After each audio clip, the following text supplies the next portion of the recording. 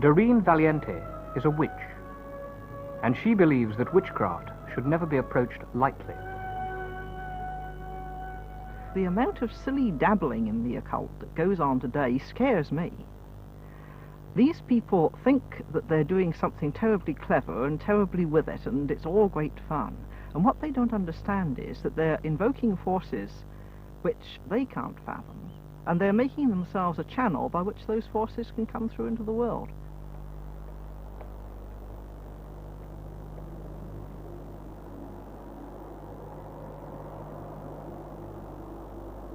The revival of public interest in witchcraft is one of those curious features of life today. But it's very difficult to get at the truth of what it's all about. On one estimate, there are 30,000 people practicing in witchcraft in this country alone. A more conservative figure would be 8,000. But even so, it's enough to make you think. Are there really dangers involved? Or is it all just a delusion? And if it is just a delusion, why do so many really quite intelligent people half believe in it? Just what has been going on in this country since the last of the witchcraft laws was repealed in 1951?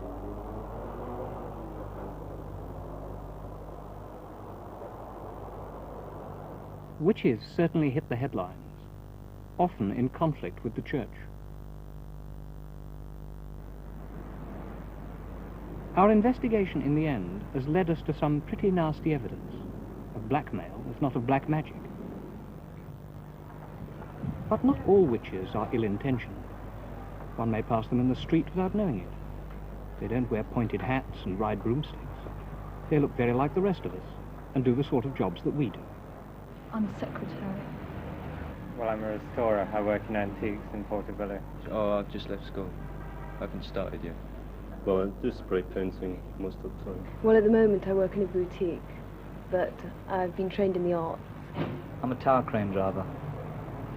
What first drew them to witchcraft? Well, I've been interested in witchcraft since I was 10. I got into it through fairy stories and things like that. Coming from Africa, I suppose I've always had a basic interest in magic and witchcraft, and that when I came to England, I just sort of made a purposeful search for it, you know. The word witch originally means wise one, and this is what people try to aspire to be. They try to learn the wisdom of nature. They try to learn the meaning behind things. Molly Moncrief, lecturer in occult subjects. I had to work and learn it the hard way by checking my findings with all the ancient writers on the occult from time immemorial. And I found that it tallies, it always does. I'd say to a person who really wanted to know what was the spirit of witchcraft, that they'll learn more by, say, going out on the downs at midnight and listening to the wind in the trees and looking at the full moon. They'll learn more of the spirit of witchcraft, the real spirit of witchcraft in that way, than they will by reading any amount of books. We believe in the horned god and in the goddess of the moon. Now, this doesn't mean that we're silly enough to think that the moon in the sky is a goddess. I don't think any educated pagan ever did think like that. But what this means to us is the masculine and feminine powers of nature. They're symbols, magical images, and by means of our imagination, we can make a real contact with these cosmic forces, the forces of nature, the forces of life. And in a wood at midnight, on the night of the full moon, Doreen Valiente carried out her ritual, hoping that in this experiment, never before tried in front of cameras, some psychic manifestations might appear on the film.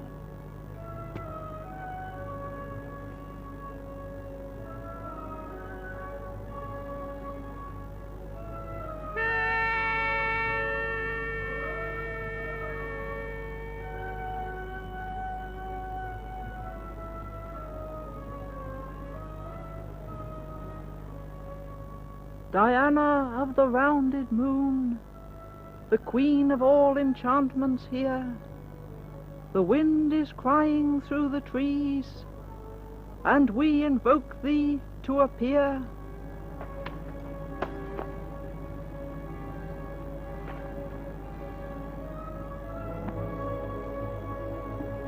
In fact, no such manifestations did appear. And this is Mrs. Valiente's final comment.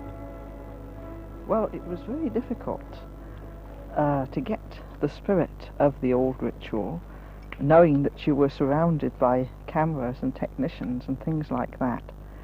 But when the ritual was almost at an end, I began to feel the atmosphere building up, and I think other people did too.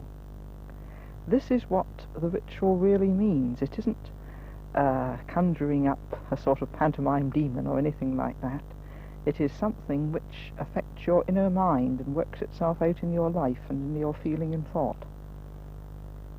To the old ones, merry meet, merry part. Witches often claim to put their powers to more specific use. Mrs. Eleanor Bone. And we believe if we set our minds on a thing, we're going to get it. You know, Paracelsus said that the beginning of all magical operations is determined imagination. And this is what we set out to do. Get a mental picture of the thing we wish to achieve, and in that way concentrate on getting it. And she and her coven concentrate mainly on the healing of the sick. She is herself a registered nurse. Now, the work we're going to do tonight is for a friend of mine, Helena. She's recently had a slipped disc and she's still suffering with a lot of pain in her back. Now, when we concentrate at the end, I want you to picture her cycling around the country lanes on her bicycle, you know, full of energy and full of life and really fit and well again. When we dance round chanting, we start slowly and we get quicker and quicker. Now, doing this, we're releasing a great deal of energy. At the same time, the chanting is setting up vibrations. Eco, eco, arida. Eco, eco, azara. Eco, eco, donala. Eco, eco, canina. Without clothes, we're all equal. We came into the world with nothing, and so we're working that way. Of course, it's putting aside all worldly things in a purely spiritual act of worship. Alex Sanders is another witch, well known on television, who initiated his wife, Maxine. Blessed be thy womb, without which we would not be.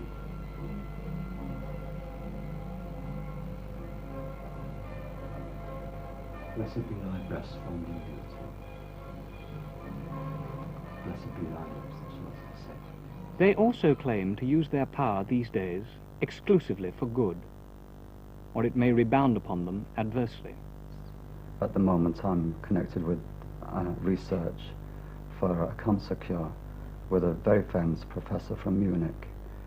My first experience was with my mother. She was suffering from cancer of the throat, and Alex was visiting us, and he said, all right, we'll see what we can do about it. And we switched the light off and sat there for about 10 minutes in silence. And what appeared to be a ball of fire went across the room towards my mother. And later she said she experienced a feeling of being tilted backwards. But she got frightened and stopped it. But that was the first experience of physical power, of being able to see it. Various spirits who help me with the work. The particular spirit who is helping me with the professor and with the cancer work is Michael, who is, I suppose, my familiar spirit. He helps me, been helping me now for 5-6 years. Very reliable. The result of this cancer experiment has still to be published. But the view that today's suburban witches are the direct descendants of the witches who perished here and in Europe during the great witch persecutions is disputed by Keith Thomas, the historian and author of Religion and the Decline of Magic, who blames it all on a Scottish lady anthropologist, Miss Margaret Murray. I can say in all candor that there is no basis for that view, but her views have been very influential, and they can be found in debased form on every station bookstall in the land. And so these suburban ladies and gentlemen who are acting out these fantasies are no doubt getting a good deal of healthy exercise, but I don't think they've got anything at all to do with the witches of the 16th and 17th centuries. Yet, it was the claim of these earlier witches to contact the spirits and effect miraculous cures, which had brought them, like their modern counterparts, into collision with the Church. Though the Church in the Middle Ages was in the curious position of condemning witchcraft, when it was virtually in the business itself. The medieval Church had an elaborate repertoire of benedictions and consecrations designed to drive away evil spirits and give protection against fevers and floods and dangers of all kinds. And there were amulets, of course, for the individual Christian to wear. In addition, a great number of superstitions surrounded the sacraments of the Church, in particular the miracle of the Mass. It was thought that a communicant who didn't swallow the bread but took it away in his mouth was in possession of a really impressive source of magical power. The Church also proclaimed the existence of a devil and his attendant demons who were, so to speak, in rivalry to Christ and his saints. But the Church said that they had holy water and the sign of the cross and exorcism which would drive away demons and give protection against them.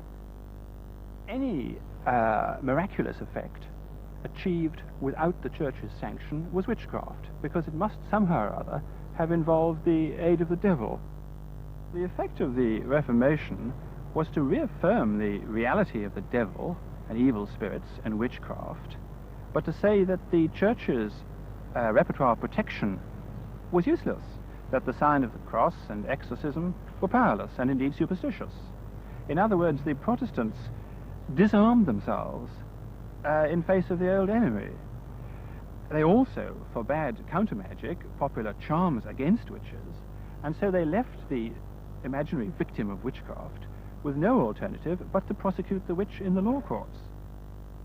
As far as the white witches were concerned, persecution was continuous and pretty ineffective, because I suppose there were probably as many white witches in 16th century England as there were parochial clergymen. As far as the black maleficent witches are concerned, we don't quite know, because not all the records of the assizes survive. The usual estimate which is made is that perhaps 1,000 witches were executed. This is said to be the skeleton of one of the witches of St. Osyth, executed at Chelmsford on July the 5th, 1589. Her body was nailed down to prevent her rising from the dead. Historically, the distinction between different kinds of witches, white and black, good and bad, has always been important. First of all, there were the village wizards, the wise men, cunning women, healers, charmers, fortune tellers, who performed services for their clients, often for a fee, who helped them and were therefore, on the whole, rather popular in the villages and were regarded as white witches, and indeed often used some of the Church's prayers as part of their ritual. These survive in country districts to this day. Theo Brown, a research fellow in British folklore, prefers to call them charmers. From Minehead down to Bodmin Moor, I've known about 17 charmers. It may be purely coincidental. They're nearly all men.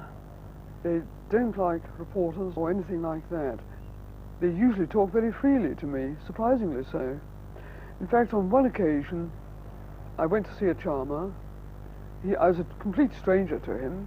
He invited me into his house, sat me down in his parlour, looked at me very hard, and said, "You can do it, can't you?" William Painter is a Cornish bard, and his bardic name means searcher out of witchcraft. Quite recently I gave a talk to some 60 children on Cornish folklore at the Liscard Secondary Modern School.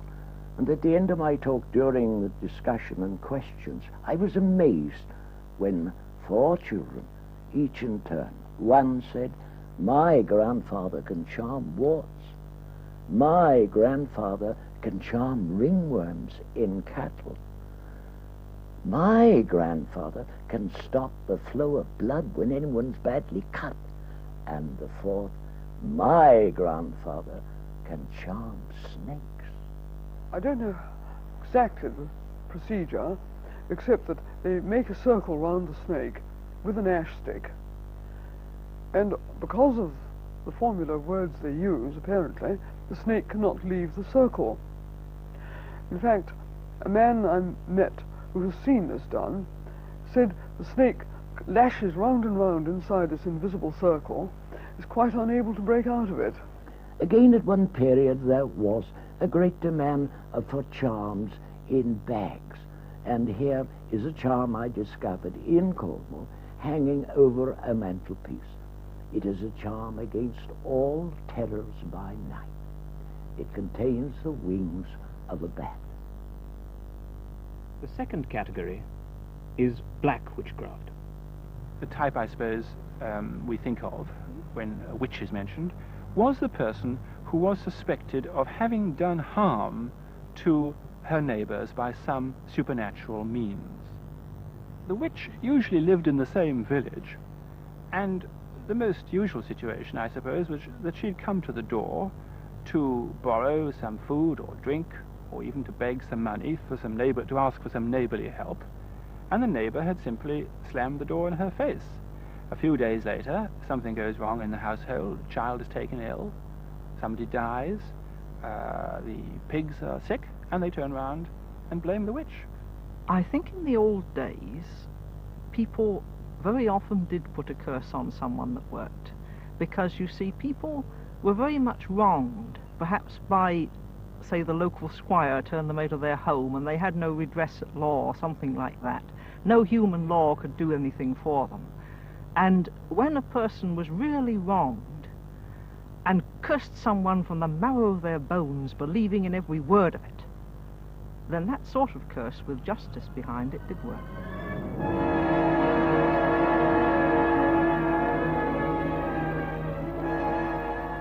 Nor are maleficent witches unknown today. I recently heard of a grey witch who blighted a neighbour's cattle over the hill, and a bishop went and remonstrated with her about this. He asked her, "Are you responsible for this?" And she said, "Oh yes," and openly boasted about this. People often had their cattle ill-wished, bewitched, overlooked, and they were told to take the heart of the animal that had met with a mysterious end, pierce it with nails and pins and horseshoe nails, and put it in a chimney, and all would be well. But even in rural witchcraft, all wasn't always well. In 1945, on the slopes of Meehan Hill, an event took place which brought witchcraft into the national dailies. A particularly gruesome murder was committed, which soon became known as the witchcraft murder. A hedge cutter in his 70s, his name was Charles Walton, was murdered on the 14th of February, St. Valentine's Day. He was battered to death with a stick, and he was pinned to the ground with his own pitchfork, which was thrust on either side of his neck, through the neck. A sign of the cross was cut on his chest with his own billhook. One of the most remarkable features about the case was the seriousness with which the police treated the whole witchcraft theory. No less a person than Fabian of the Yard was called in to investigate it, and the police soon turned up some very curious pieces of local information. St. Valentine's Day in 1945 fell on Ash Wednesday, a day particularly rich in black magic associations. It was the day when the Druids were reported to have made sacrifice to the earth. They killed their victim with a knife and allowed his blood to drain away, to replenish the fertility of the soil. Charles Walton's case aroused the interest of Margaret Murray, the celebrated Egyptologist and archaeologist. She was then in her 90s, but she came down to the village to stay there and investigate the case personally. And she said that she was 95% certain that the killing was a witchcraft killing, that Walton had been murdered to replenish the earth. Well, why should this possibly be so? the theory that came out was that Walton himself was a witch, and he'd made barren the local land. The crops had been bad, they'd been late, and they hadn't really been very fruitful. He is said to have tied a toy plough to the leg of a pet toad and sent it scurrying across the local fields. In 1875, in Long Compton, a village only a little way away, an old woman had been killed under exactly the same circumstances. A pitchfork had been thrust into her throat, and the young man who did the crime confessed later in court that he had done it to rid the village of witchcraft. This is a photo of old Walton, and his case demonstrates just how elusive witchcraft can be to the investigator. With me now is the person who knew him most and best, his niece, Mrs. Good. Mrs. Good, Charles Walton was living with you at the time of the murder. Yes. Do you think that there was any chance that witchcraft played any part in his death at all? No. I think the papers made a lot of it. And I lived with him all my life, and I've never known such things. I think it's ridiculous, really, the things that were said. What did you think about the theories in the newspapers? And, what the paper said was very disturbing, because none of it was true. Warwickshire is supposed to have been one of the great centres of witchcraft. Did you ever meet a witch or know anything about witchcraft? No, never. I've never heard of it. I never remember them talking about witchcraft till this came along. Coincidence can account for many things, and the easy explanation is often avoided. The vicar of Laniste in Cornwall, the Reverend R.F.G. Pierce, had this to say. One Sunday I noticed that the church candles seemed to be burning down rather quickly, so I made a mark on them. The following Sunday I noticed that they had burnt down even more, so I went along to the police and said that I thought perhaps somebody was using the church during the week. I said that we would arrange to have the church locked, and to my amazement I saw a report in the newspaper the next day, "Vicar asks police to solve altar candles mystery." For myself, I don't think that there is anything to do with witchcraft in the matter, although that was suggested in the report, because I think that witchcraft is the manipulation of one person by another. More probably it was a vagrant who was seeking shelter in the church. But dating from ancient Babylon, there has been a third type of practitioner, considered to be even more sinister. The intellectual wizard, the man who tried to get in touch with the spirit world by an elaborate ritual of conjuration, drawing circles and lighting candles and hallowing and so on. This was, as I say, a rather intellectual thing to do. It was very popular at the universities, and I suppose from the point of view of Jacobean undergraduates was rather the counterpart of modern drug-taking as the stock student temptation. Take the case of the notorious Sir Francis Dashwood, who founded the Hellfire Club in the caves below West Wickham. It's difficult at this distance of time to know how much genuine Satanism played a part in their practices. It was rumoured that Dashwood and his companions had celebrated Black Mass both here and at Medmenham Abbey. Dashwood himself was an intensely religious man in some ways, and it was rumoured that there was a secret passage leading from the caves down here to the church on top of the hill, and that Dashwood's parson worshipped God above and Satan down here. On one occasion, the devil did in fact put in a personal appearance. He leapt across the table and seized Lord Sandwich by the throat. Sandwich collapsed in a nervous fit. The devil turned out to be an ape, equipped with false horns and a little black cloak. He'd been introduced into the assembly by John Wilkes. So it seems that among all their Satanism, there was a certain amount of jesting too. But not everyone has taken it as a jest. For many, Satanism promises a shortcut, a guarantee of power and pleasure in this world, and its adherents seriously believe that a demon or emissary of Satan can be called down to do their will.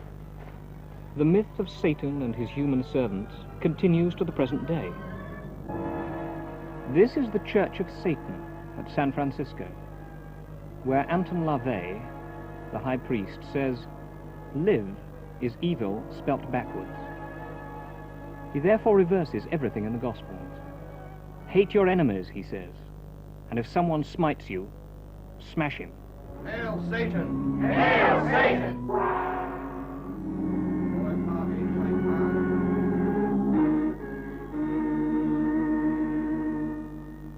Behold, saith Satan, I have a circle on whose hands stand the 12 kingdoms. 6 are the seats of living breath, the rest are as sharp sickles or the horns of death. The actress, Jane Mansfield, was a participant in the rituals of his church. When she tried to break away, she met a violent death in a car crash soon afterwards. Many believed that the accident was controlled by LaVey's psychic power.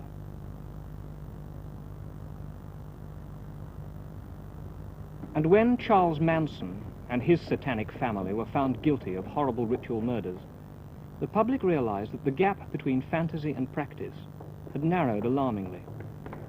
Also, it's been coming nearer home. The desecration of this cemetery at Basingstoke last Easter could, of course, have been the work of hooligans. But since it seemed to require such frenetic energy, Satanists cannot be ruled out.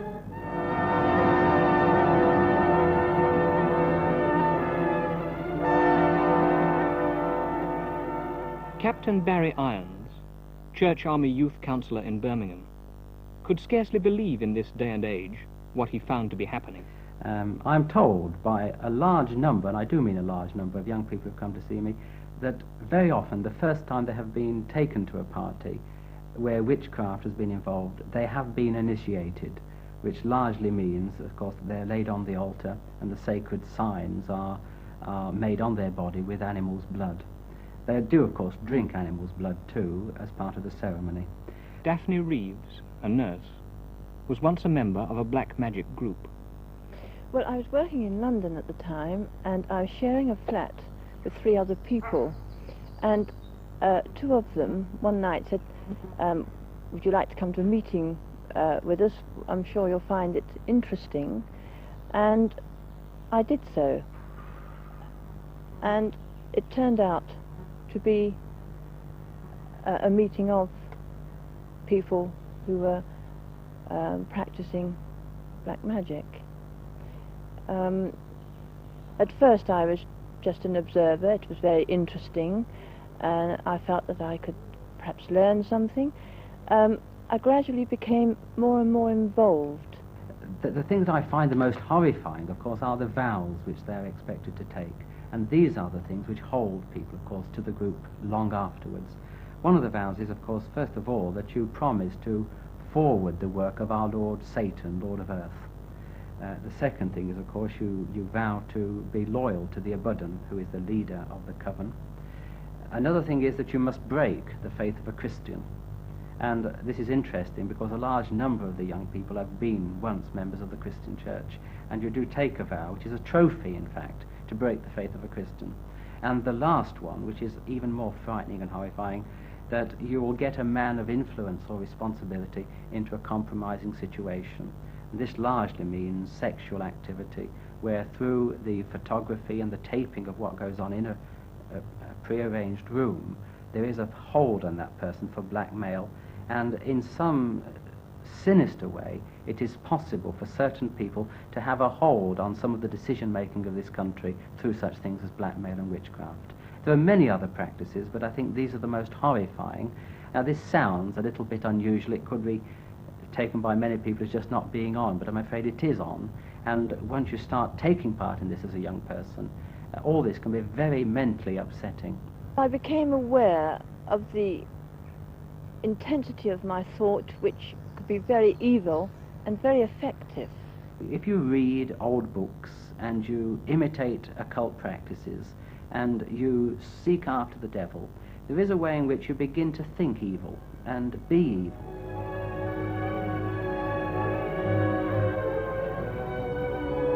At Boscastle in Cornwall, on the quay where the witches used to whistle up the wind, there is a witch house, full of curious objects, including a tableau depicting the Black Mass. Its owner is Cecil Williamson, who gives his own account of what goes on behind the scenes of a seemingly innocuous organization. Today, we have got this very sound and practical system, which after all is the basis of all spy systems, and any Russian person running an intelligence service, or German or French, would recognize it at once. You've got the cell system, where the cell works, but it has its link man. So, you can imagine this scene. As a local coven of a district has its meetings every once in a while, and so what happens is that you find a group of people making tracks to the meeting place, but they don't all drive there and arrive and fill up a car park. No, for secrecy and security, what they'll do is they'll go in their Austin 1000s or what have you, and will gather at, if there's a lot of them, they may use 2 pubs, so that you have no more than 5, 6, 8 people meeting at a pub at the end of the thing. They'll leave some of the cars there and go off in 1 or 2 cars, and they will then drive off to this country house or maybe a farmhouse. And in appearances, it's exactly what it is, a pleasant house, living in the country, possibly retired people, nicely kept gardens, cars will drive up. Any locals will say, oh, well, Mr. and Mrs. So-and-so are having a little cocktail party and get together. Eventually one of the people will come and say, well, quieten down, everybody. He's arrived. By the word he, they refer, of course, to the man in black, the coven leader. Now, the coven leader sometimes is seen, but very rarely these days. The system is practically the same everywhere, is that there's a door which is left open and leading into the room where the guests are assembled. People quieten down, shade the lights down a little bit to a quiet light, and a runner, which is the man in black's secretary or scribe, will make all the arrangements. He's like a major domo. And the major thing which they do is that when the preliminaries are done, they start about the business in hand today. Ever since the dawn of time, there have always been people that want things. They want somebody else's wife, they want health, they want youth, they want this, that, and the other. And the witch, as the word witchcraft says, they are in trade. It's a business. You pays your money and you get a result for it. And so with the witchcraft business and all the witches, they've always referred to their customers as wanters, because that is exactly what it is. If you can't get it in the shop down the street, if the law doesn't provide it for you, well, then you go to the witch. I did a magic ritual in reverse, and within a year I owned a 26-roomed house. Within 2 years I was worth £250,000. Within 5 years I'd gone through nearly £750,000 by the use of black magic. How do you join? Oh, that's probably the most common question that I'm asked. All sorts of people are dead keen to become witches and join witchcraft covens. Well, the short answer to that is you don't join. The witches select their replacements very, very carefully, and anybody with a little bit of common sense who sits down and gives it a little bit of thought will see why. After all, you're going into a most exclusive organization whose work, mostly for their wanters, is beyond the law. In fact, let's be blunt about it. You join a witchcraft coven and you are almost certain to at some time be a murderer or a murderess. The reason that I drew away from it was because the first person to help me with the ritual was my sister. She was involved with me in a shooting incident. There are times in this world when people have said it, often in best of families, he'd be better off if he was dead. That little sentence, if you think about it, is not an isolated or a rare thing. It's all too common. There are many, many women and men up and down the countryside who loathe and detest people. And they are the people who go to the witches and ask for that very useful, expensive, and practical service, elimination. I think a black magician like I was, if I'd gone on much further, I probably would have started to use human sacrifice, animal sacrifice, then human sacrifice, and probably degenerated and maybe committed suicide or been executed for murder, or whatever the penalty is for taking human life. Nowadays I try not so much to have a guilt complex about it, but try to make amends. Once they try to come out of the group, tremendous pressures are put upon them. They don't let them go very easily. They know where they're working, for instance, they know where they're living, they even know who their boyfriend or girlfriend is. I had been a member for 5 years, and the road back, I don't think anybody should underestimate how very difficult it is, you know, to do this. Nasty notes pinned to a jacket, a note put on your typewriter, a cat's heart or testicles found in your jacket pocket, all these things which break down your moral resistance. A person standing outside the gates of your factory asking you to come to another party or telling you when the next large meeting of the witches is. The offering you of drugs, because largely you will have an appetite for certain soft drugs. The other thing is that it seems, and I cannot understand how it works, that they do seem to be able to know what each other are thinking. There is a kind of a telepathy, a thought wave from the abundant to the person. I can't understand this. I still find it hard to believe. Their power is great, and they have a very long arm, and I think that I don't think one can experience this and come away unscathed. I think something is bound to be left. You're bound to have scars. How do they eliminate a person? Well, broadly speaking, there are two methods. One is that you use the practical things which are already on this earth. By that I mean you can poison a person or such like things. On the other, which is more interesting and actually the one they prefer to use, you make use of the spirit forces. Now that may sound a very tall order to you, but it comes in the category of mesmerizing a person, influencing their mind and controlling them. I'll give you an example. Shall we say there's a wife wants to get rid of a awkward, we use the word caddish husband, a blackguard. Well, he works in some place like most people. He has a car, probably on the way home he has a drink with the boys. And so the witch, having once received her commission, will get one of her runners to watch all his movements, and she finds that he goes into the Black Dog at such and such a time, and he has a drink there, and then he drives home, or he goes off to the house of his mistress or what have you. So the procedure is quite simple, is that arrangements are made for the witch to go to the pub, and she will be in the bar there, be quite close to the target, as you might say, and she can either speak to him direct, get to know him, or she can actually do it with her back turned to him. And what she does is she gives her particular spirit, and I ask you to believe this, because when you're talking about witchcraft, you do step into the world beyond, which the average person knows very little about, but it's so real. And she will instruct this spirit force to latch onto this fellow, and the instructions to it are very simple. She just says, make this man go to sleep in 15 minutes, or half an hour, whatever it may be, knowing full well that he'll finish his drink up, and he'll go out of the car park and get in his car and start to drive home, and he will black out. Well, a lot of young people don't believe there is a power when they get involved in satanic or black magic practices. They go for the drugs, they go for the fun of it, they go for the adventure.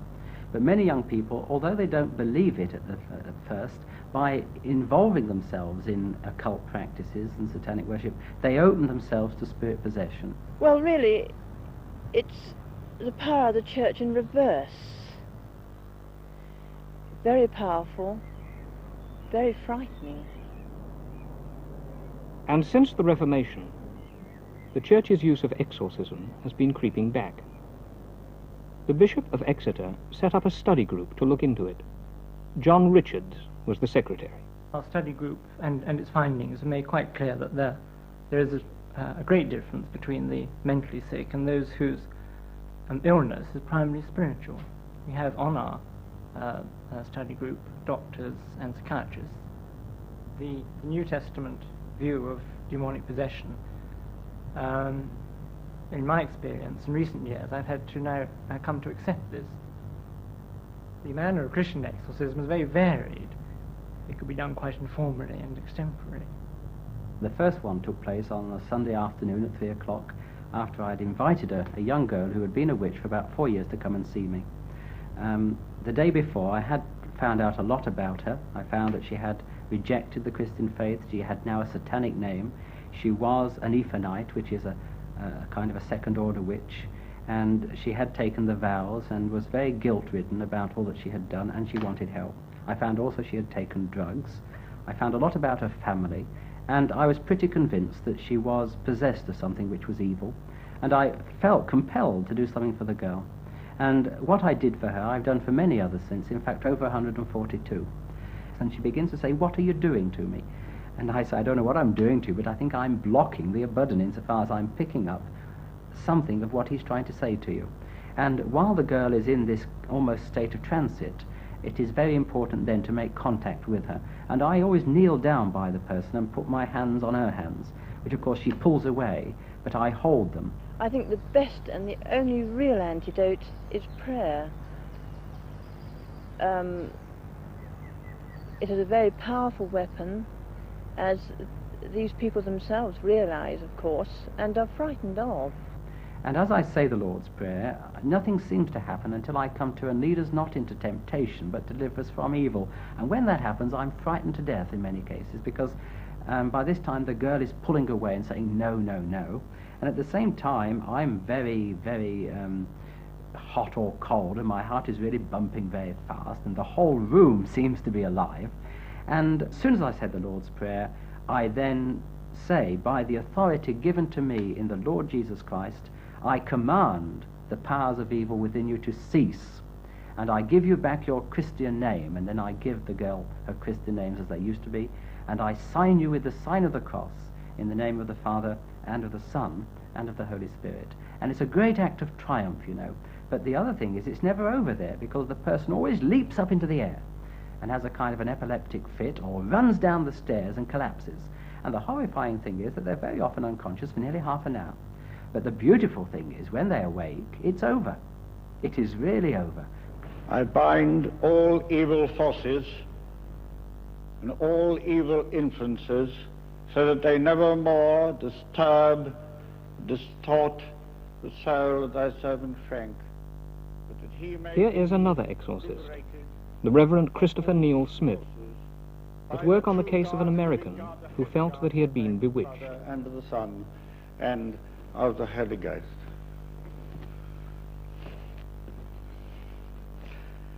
Let all witchcraft, sorcerer, and black magic fly from hence. A man believes that his mother, when she was pregnant, was given a witchcraft potion. And I exorcise thee, every unclean spirit, by the true God, the living God, the holy God, that they may never more hold tyranny over thy soul, and give place to Christ, his power, his pardon, and his peace.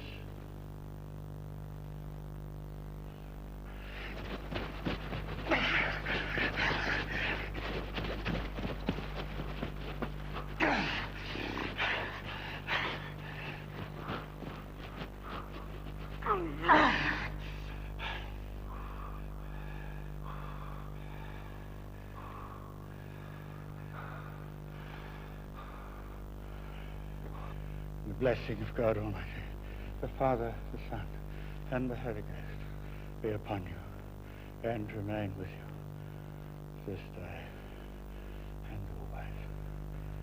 The man said afterwards, it was as if 1,000-pound weight had been lifted from his shoulders.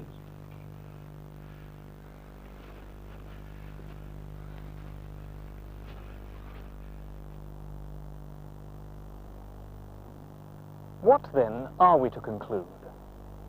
Are witchcraft beliefs basically of the same order as Christian beliefs? Or are the witches practicing the oldest religion in the world, inheritors of a fertility cult dating back to man's first days on earth? Is there really a supernatural witchcraft power, something basic to the human race, which the modern world has lost?